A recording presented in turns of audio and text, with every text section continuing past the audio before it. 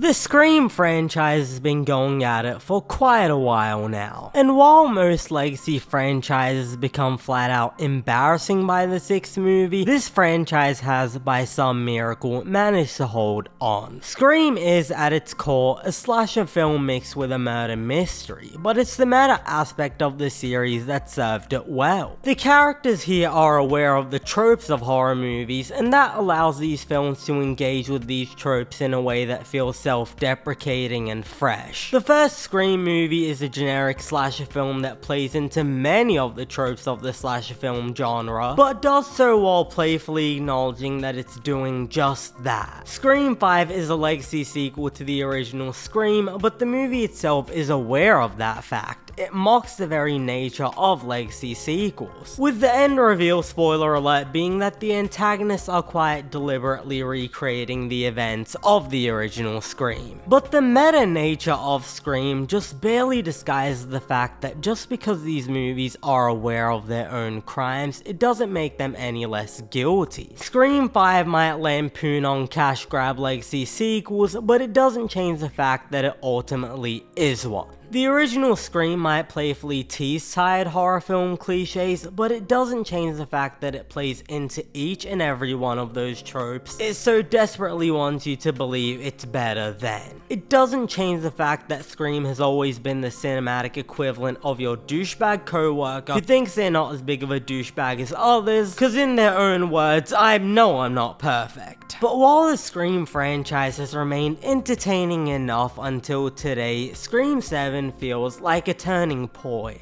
The moment in which the franchise's reach has exceeded its grasp. The moment in which we realize that the franchise's own awareness of its shortcomings can only excuse it for so long. In case you've been living under a rock, the Scream 7 that released in theaters this month is not the one we were originally meant to get. Plans for the 7th movie took a left turn when franchise lead Melissa Barrera was fired by production company Spyglass, which set off a domino effect in which both director Christopher Landon and Jenna Ortega left the project, because the movie they signed on to film isn't the one they found themselves being asked to make. Instead, the producers made the rush decision of bringing back franchise legend Sidney Prescott, resurrecting original Ghostface actor and Quentin Tarantino arch-nemesis Matthew Lillard in a last-ditch attempt to win back waning fan interest. And if that reeks of desperation to you, it's because it absolutely is. Scream 7 is aware of its own desperation, aware the only reason it exists is because of a series of terrible decisions made by the company. It even, without shame, winks to the fact that the studio did not want to pay actress Neve Campbell her fair salary until they had no other choice but to. It works its desperation into the plot, but this time the magic trick simply doesn't work. We've gone back to the well one too many times. And the fact this franchise is aware of how pathetic it is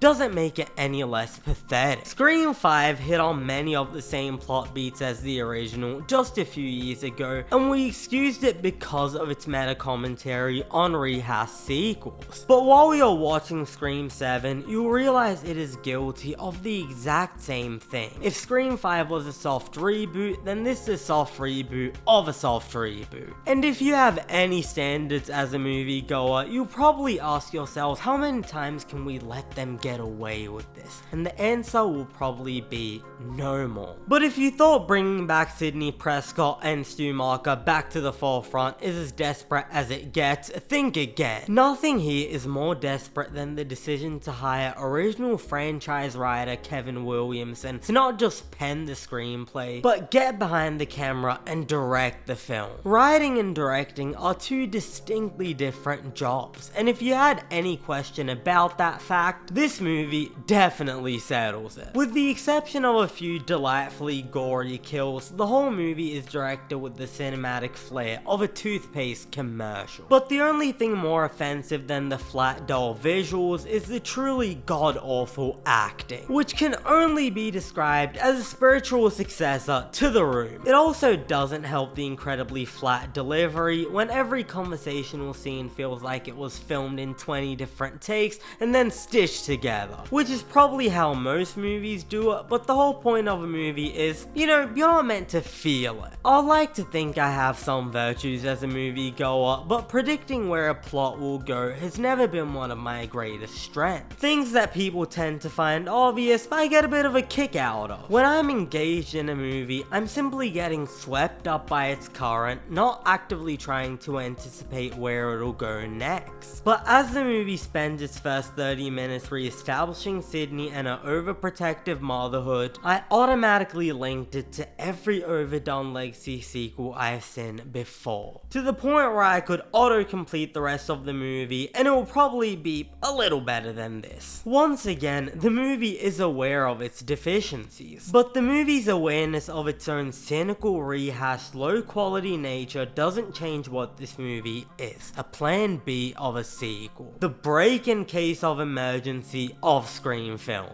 And when you consider that the gory kills are the only redeemable aspect of this piece of garbage, I can't give it more than a 3 out of 10. Thanks for watching. If you enjoyed this video, be sure to hit the like button and subscribe to the channel for weekly movie and TV reviews. And if you had to endure Scream 7, jump in the comments and let us know what you thought about it. I am Cinemike, and I'll see you next time.